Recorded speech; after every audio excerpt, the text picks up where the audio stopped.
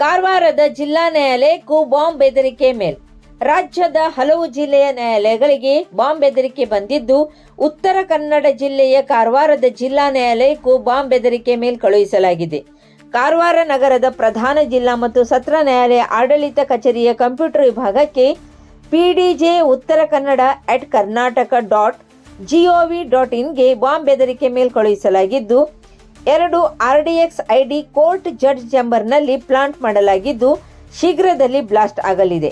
ತಮಿಳುನಾಡಿನಲ್ಲಿ EWS ಆರ್ಥಿಕ ಹಿಂದುಳಿದ ವರ್ಗ ಮೀಸಲಾತಿ ರಕ್ಷಿಸಿ ಕೋರ್ಟಿನಲ್ಲಿದ್ದ ಎಲ್ಲ ಜನರನ್ನು 12-15 ಒಳಗಾಗಿ ಸ್ಥಳಾಂತರ ಮಾಡಿ ಎಂದು ಇಮೇಲ್ನಲ್ಲಿ ಇದ್ದು, ಸುನಿಯಾ ದಸನ್ @outlook.com ಎಂಬ ಐಡಿಯಿಂದ ಕಳುಹಿಸಲಾಗಿದೆ. 2021ರಲ್ಲಿ ಪ್ರಶಾಂತ್ ಕಿಶೋರ್, ಸುನೀಲ್ ಕನುಗೋಲ್ ಮುಂತಾದವರ ಸೂಚನೆಯಂತೆ ತಮಿಳುನಾಡು ಸರ್ಕಾರ ಮಾಧ್ಯಮವನ್ನು ಬುಡಮೇಲು ಮಾಡಲು ಉದ್ದೇಶಿಸಿದೆ. ಈ ಹಿನ್ನೆಲೆ ತನ್ನ ಪರವಾಗಿರುವ ಮಾಧ್ಯಮದವರ ಆಯ್ಕೆಗೆ ಏಜೆನ್ಸಿ ಹಾಗೂ ಮಧ್ಯಮವರ್ತಿಗಳಿಗೆ ಹೊರಗುತ್ತಿಗೆ ನೀಡಲಾಗಿತ್ತು. DMK ಉದಯನಿಧಿ ಅಜೆಂಡಾ ನಡೆಸಲು ಈ ಹಿರಿಯ ಪತ್ರಕರ್ತರ ನೇಮಕ ಮಾಡಲಾಗಿತ್ತು. ಇವರ ಲೈಂಗಿಕ ಬಯಕೆ ಪೂರೈಸಲು ಬಾಲಕಿಯರನ್ನು ಕೂಡ ಬಳಸಲಾಗಿತ್ತು.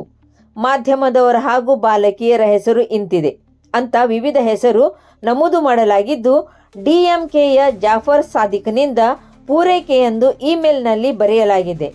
ಬಾಂಬ್ ಬೆದರಿಕೆಯ ಹಿನ್ನೆಲೆಯಲ್ಲಿ ಕೋರ್ಟ್ನ ಎಲ್ಲ ಕಲಾಪಗಳು ಮುಂದೂಡಿಕೆ ಮಾಡಲಾಗಿದ್ದು, ಬಂದೋಬಸ್ತ್ ಕಲ್ಪಿಸಲಾಗಿದೆ.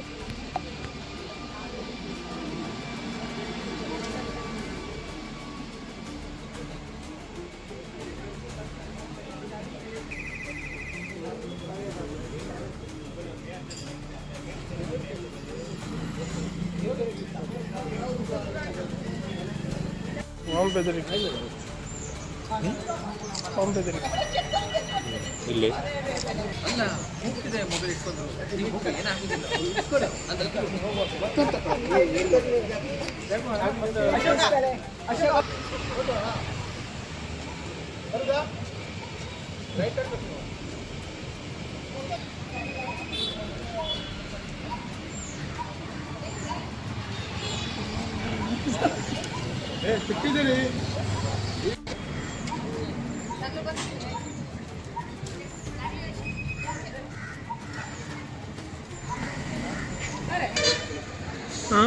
ವಿಡಿಯೋ ಮಾಡ್ಬೋದಕ್ಕೆ